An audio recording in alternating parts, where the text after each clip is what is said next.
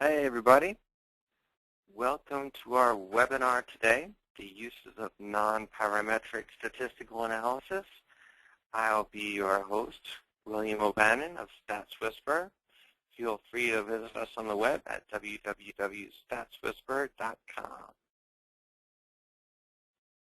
All right, our agenda today, good agenda. First, we will explore the term accidental statistician, and I will describe how we are all accidental statisticians. Little self-awareness drill for all of us. Then next, we're going to talk about the use of non-parametric analysis and related also to the parametric versions of the same tests. And then lastly, we're going to discuss StatsWhisper's resources for the summer research activities. Okay, now first, how we are all accidental statisticians. This is brief, so bear with me on this. Very interesting, though.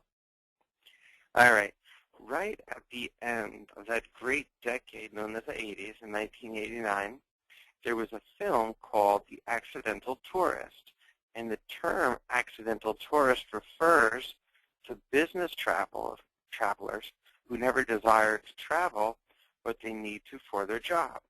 So, you're a salesman or a saleswoman, and you get into sales, but then you get a job where you have to travel for sales. You never desired to, but you need to for your job, so you're an accidental tourist. Now, how does that relate to us? The accidental statistician, our students, this is my take, so this isn't like an official definition. Pardon me. So they're students and academics who never desired to learn statistical procedures, yet they need to for their academic programs and jobs, right? Just like the business people have to travel for their job, we might sign up for social work, nursing, medical school, and so on, and instead of travel, we have to learn statistics, right? So we're accidental statisticians. I just want to reassure everyone, I can relate to this. I dig, as they once used to say, right? Why? Let me put it this way. Being immersed in statistics and research as I am, people ask me many times, did you start working with statistics early in life? By the way, I don't think that book Stats for Tots exists, but it would be a great project for someone. No, I, in fact, was also an accidental statistician. Let me explain. So I entered my master's program wanting to be a behavioral therapist. So I wanted to be this guy in the first box, right? That's actually Dr. Katz. But I ended up being this guy, the guy below with the charts and the statistics, right? Now, I just want to say I realize what it's like to sign up for one thing, right, such as your profession, like I said, the nursing, the social work, and medical school, and then have to say statistics. So all the materials at StatsWhisper are geared to help people in this situation, right? They're not geared necessarily for people who are entering like a statistics master's or PhD, where it's more dense. They're geared for people who are learning statistics and statistical procedures, like as an important addendum to the profession they're getting into, right? And they're also meant to illustrate that statistical procedures are not half as difficult as most people think. So now, on to part 2, our non-parametric analysis. So, in general, statistical tests fall into 2 families, parametric and non-parametric. Now, what we're going to discuss today is like kind of an introductory description of non-parametric tests for familiarity, just to become familiar. Because if you don't know them very well, or if you haven't heard of them before, and you have too much presented to you, most people end up not learning anything at all, right? So we just want to give a little, right? So like I say, little of something is better than a lot of nothing. And really it's the awareness of these sort of tests that is so valuable too. Because if you're aware they exist, you could always learn more about them. Most people, their trouble is they don't know they exist. So if they have a need for them and they don't know they exist, well, that's the worst case scenario, right? So here's our introduction. So non-parametric tests are widely used for ranked order data, right? Or as we know it, ordinal data, right? Remember, ordinal data is categorical data which can be ranked by category, such as, poor, fair, good, great, excellent, right? Those are all categories, and they could be ranked from best to least, or least to best, right? Now, one of the things that make non-parametric tests so valuable is they make fewer assumptions than parametric tests. One of the big ones being the assumption of a normal distribution, right? So if there's non-normality in your distribution, a non-parametric test might be the way that you can account for that non-normality. So even if a parametric test is justified, you might use a non-parametric test if data violate the assumptions. So if you're doing a t-test and your distribution for your continuous variable is not normal, and so you have a very small sample, and you don't have many ways to help the distribution become normal, perhaps a non-parametric t-test, right? So instead of a parametric t-test, you might use a non-parametric t-test, right? Because that sort of t-test does not assume that the distribution is normal.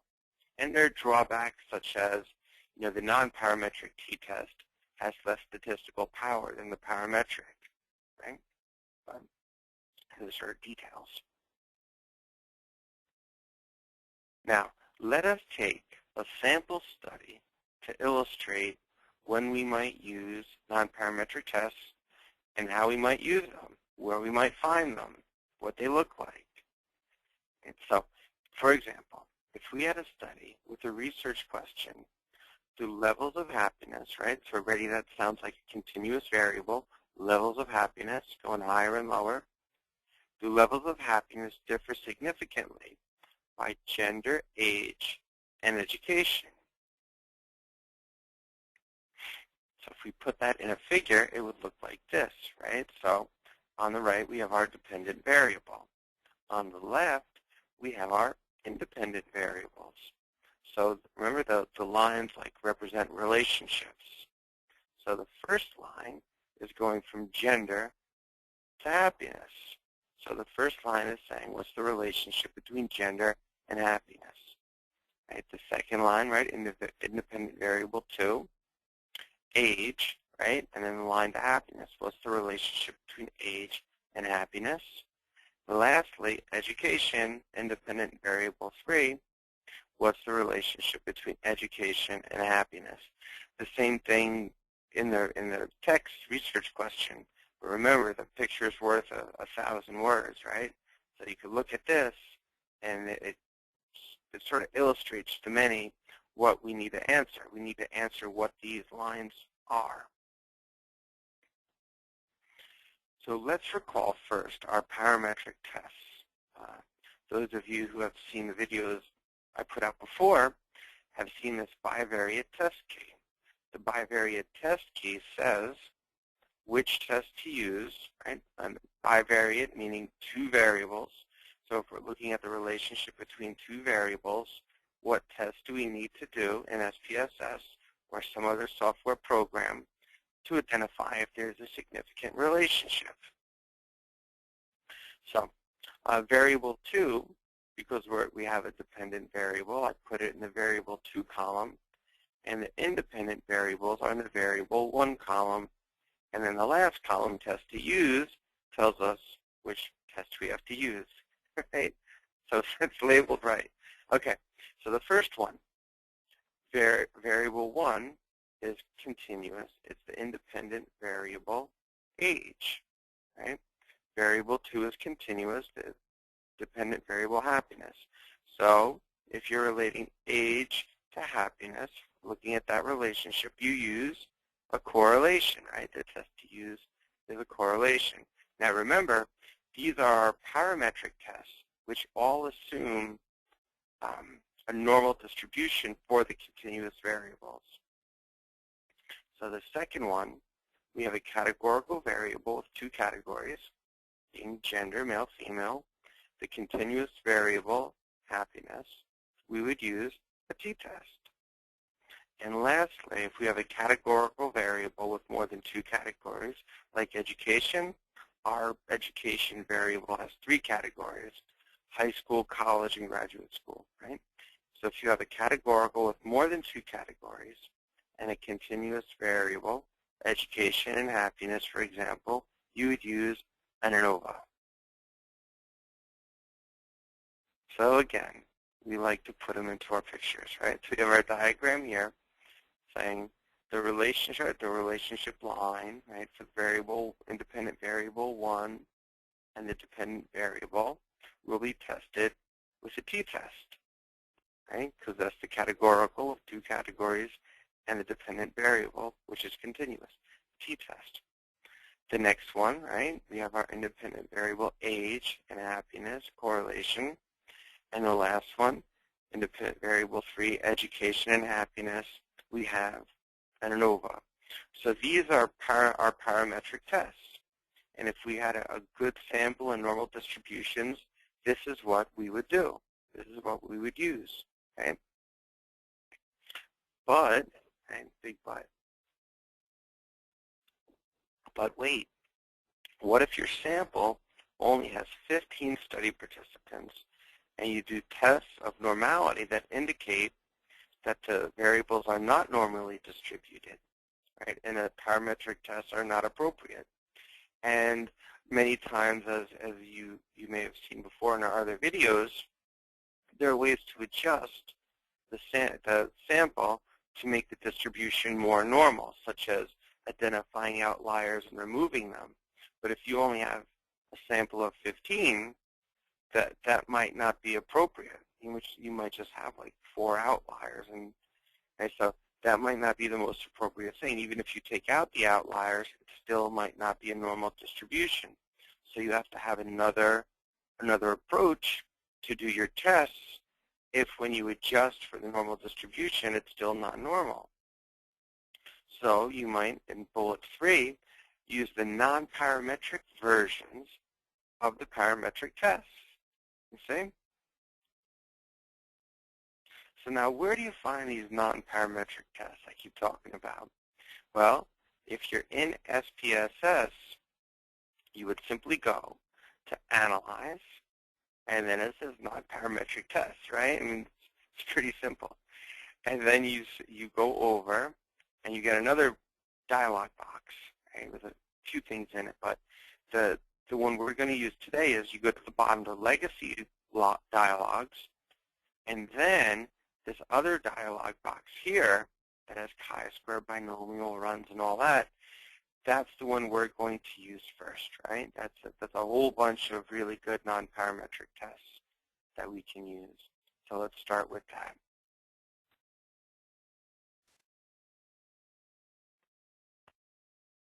All right, so here's that dialog box we just saw, right? The ending dialog box.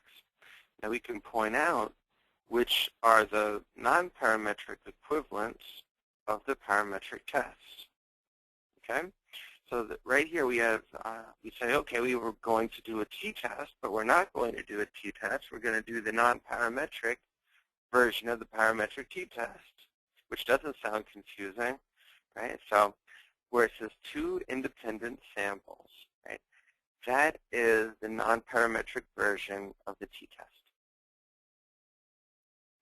Now, if you click on that box, you get this dialog box where it says 2 independent samples t-test, right? So you'll notice, just like the regular t-test, independent samples t-test, you put under the test variable list the continuous variable, which for us is happiness. Under the grouping variable, you put the variable with 2 categories, right? And remember to define the groups. So you put it in, it says define the groups, and that means however it's coded in the software program. So in SPSS, gender is coded as 1 and 0, so you click on define groups and put 1 and 0. Now remember to click descriptives, right? You don't need to do that in a regular t-test, but here, remember to click descriptives. Now at the very bottom, you see bolded, it says the Man-Whitney U is a non-parametric test being conducted. So you see that's what's checked off. And that's what we want to conduct, the Man-Whitney U. So that's the equivalent of our t-test, right? So if we run that like this, we get this output, right? So this is the 2 independent samples t-test, the Man-Whitney test. And so you'll see at the very top is happiness, right? So we were looking at happiness relative to male and female, right? So if it was a t-test, it would say do males and females have a significantly different mean score of happiness? But that's the parametric version. So our non-parametric version ranks them, right? So instead of taking the means, it gives them ranks. So based on the data, the male gets a rank of 4.57. The female gets a rank of 11.0, right? Now we want to look at is where it says ASYMP sig 2 tails, right? So that's telling us our level of probability, our level of statistical significance, which needs to be below 0.05 to be significant. And we can see here it is 0.005. So it is statistically significant. Okay, so no trouble. Now the one right below it, that's the equivalent of the parametric ANOVA. Right? So the equivalent of the ANOVA is the K independent samples. So 2 meaning 2 independent samples, right? That's the t-test, right? The 2 categories. K meaning however many, right, is more than 2. And that's the ANOVA, just like in parametric tests. So we take that, we click on that, and again we get our dialog box, which looks very similar to the t-test. And so just like in the parametric ANOVA, we put under the test variable list our continuous variable. And in the grouping variable, we put our categorical with more than 2 categories, which is education, which has 3 categories. And then we define groups. So the defined groups here is you put the range of what the categories are coded as. So if education is high school, college, and graduate school, and that's coded as 1, 2, 3, 1 being high school, 2 being college, and 3 being graduate school, when defined groups comes on, you put 1 through 3. And again, remember to click descriptives, right? That's what gives us those ranks. Now you may see at the very bottom bolded again is a Kurzweil-Wallace. Right? So we are doing the Kurzweil-Wallace non-parametric test. So if you enter all the data and click OK, this is what you get. Right? So you got your ranks again for the categorical variables. High school is 8.08, college is 6.42, and graduate school is 11.00. Right? And then you see how small the categories become, right? For the end there, when you take 15 people and divide them among 3 categories, we have 6, 6, and 3. So that is definitely not helping a normal distribution. So we want to, again, look at the ASYMP sig. So that's the level of significance. And it's 0.34, which is well above 0.05. So there's no significant difference between the happiness scores among the 3 categories of education. All right. Now, here's where there's a bit of a twist. So remember, we had to do a correlation for the two continuous variables, age and happiness. Well, where do you find that non-parametric test? Right, well, it's actually in the same spot as the parametric test. And so if you go to analyze and correlate and bivariate, remember that? That's our Pearson R correlation usually, the parametric. You get bivariate correlations. Now you see checked here is the Pearson. That's the parametric version that assumes a normal distribution. That's what we normally do. However, you'll see the line says check the Spearman's, right? The Spearman row is the rank order correlation. So that's the non-parametric version of that parametric test. So if you click on the bivariate correlations, click on Spearman, and then put the two continuous variables under variables, and see we have age and happiness there, and then click OK, this is what you get, right? So non-parametric correlations. So we have our intersecting values. So you see the first one, the Spearman row, where age intersects with happiness. The significance level, probability level, right, is 0.000, which is well below 0.05. So age is significantly related to happiness, right? Whereas it's positive, right? There's no minus, so it's a positive relationship, meaning as age goes up, happiness goes up, and that's evident even in our small sample of 15 study participants, right? So, hey, it's really not that mysterious once you get a little taste of it. So here we go, putting it all together. So you'll see we originally had our parametric versions, which are there, not bolded, and then we have our equivalent non-parametric test that we might want to use if we have a very small sample, and other reasons. You know, like I said, that's further study. So if we're looking at gender, categorical 2 categories in happiness, instead of the t-test, we might want to use the non-parametric equivalent, the Mann-Whitney-U. For age, right, independent variable 2, and happiness, if we don't do our Pearson R correlation, we might want to use our non-parametric equivalent, the Spearman row. And for education, if we do not do our parametric ANOVA, we may choose to look at education and happiness with the Kerskell-Wallace, right? So sometimes you actually might say, if you have a sample of 15 or 20, and a lot of people tell you, hey, you know, those parametric tests, they're robust, which means if you violate the assumptions of the parametric test, you know, they're robust enough to account for that. So you might still do a parametric test, but then you might say, hey, wait a minute, I wonder if this robust thing is true and really holding up. So then you might do the non-parametric version, you know, as confirmatory, as if to say, do I get the same results in terms of statistical significance using the parametric versions and using the non-parametric versions?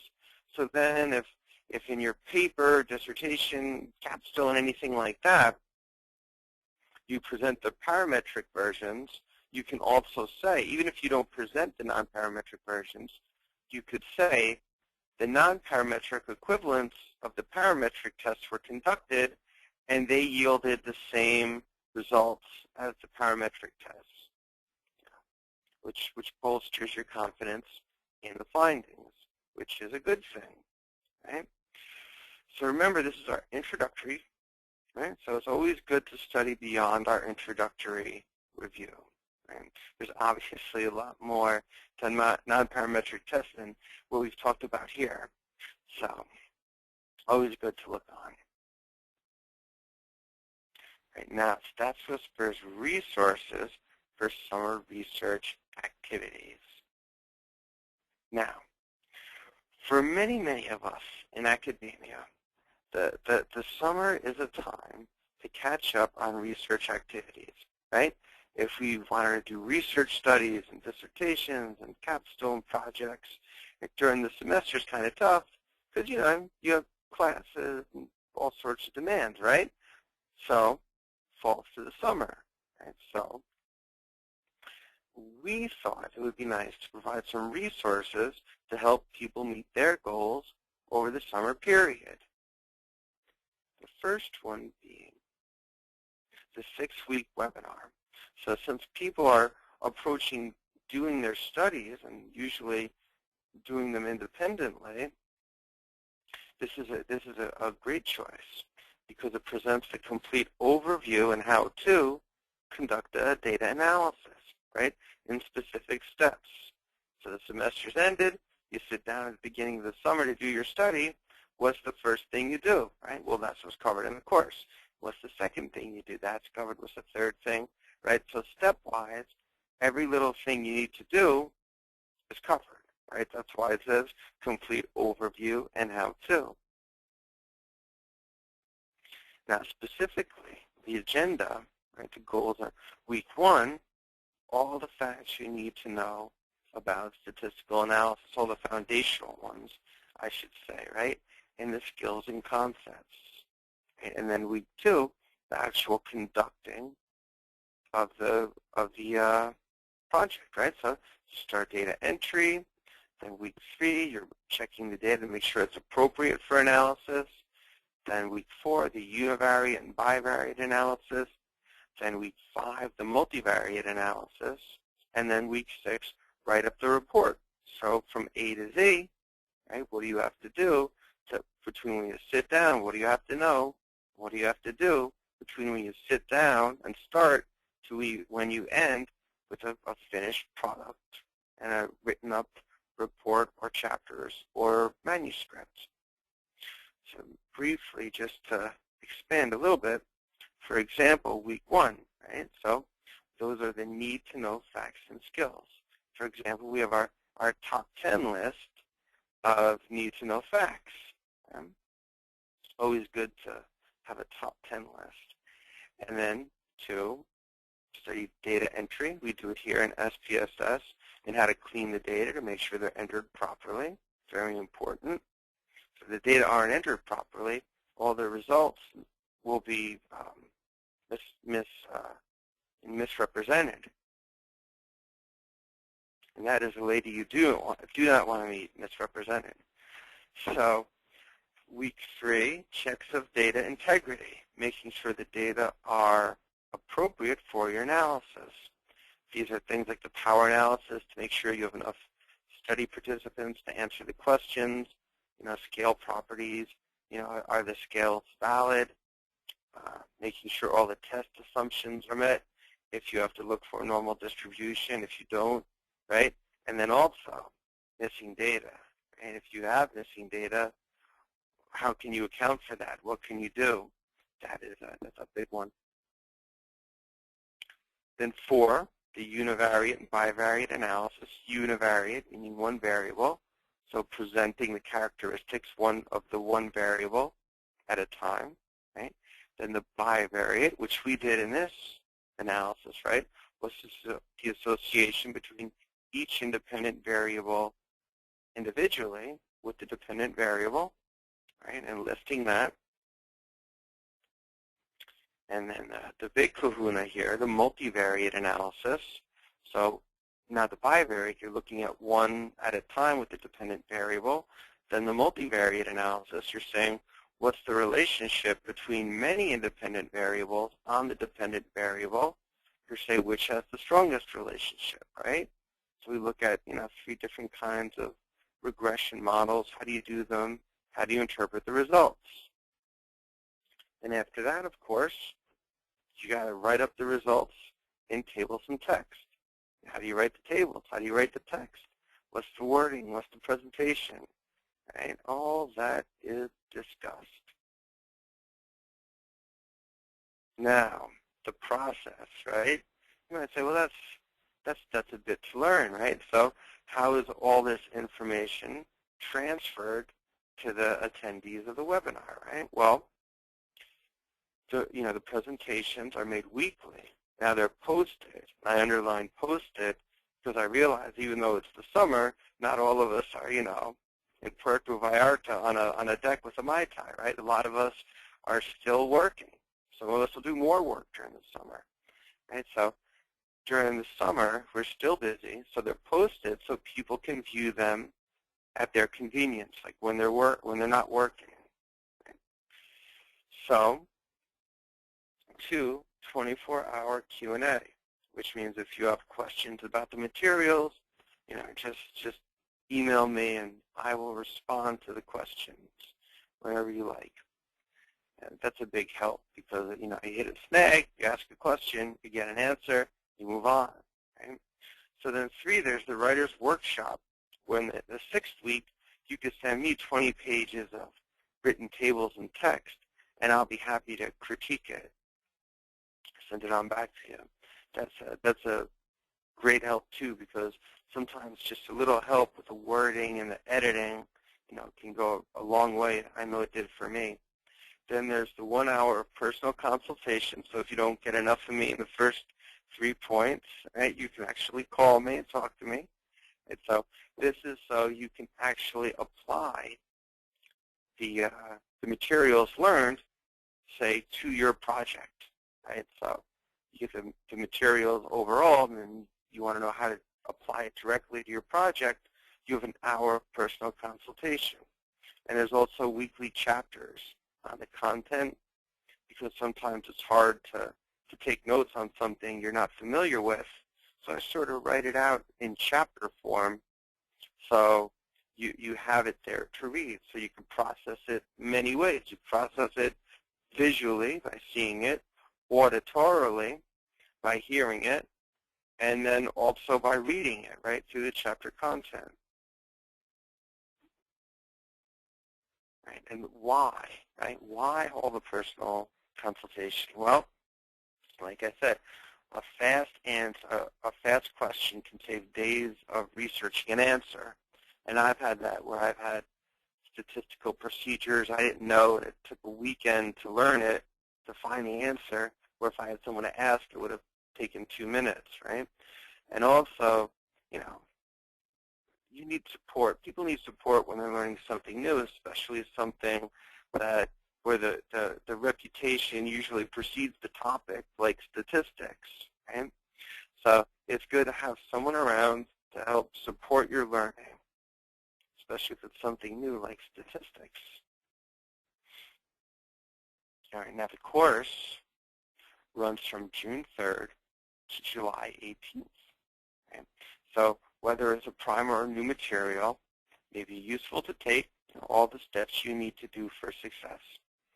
And the registration and information on the course, the 6-week program, is at www.statswhisper.com/seminars/. Also wanted to mention the early registration fee of $250 is open until May 15th, right? Afterwards, the regular fee of $300 applies, and the $250, that's, if you add it up, like the consultation hours and all that, there's definitely a lot more than $250, but I want to make it accessible to people because I think it's really important information that needs to get out there because it's really not taught anywhere else. And I think it's sort of like a missing link. Like, how do you tie all the stuff you've learned in class together and organize it so you can apply it in a data analysis? That's not really, I don't think it's anywhere else. I've looked. So I want to make it accessible to people. And I also want to say that group rates are available for 5 or more people. So if you contact me and you say you have a study group and it's 5 or more people, I'll be happy to make some sort of group rate available.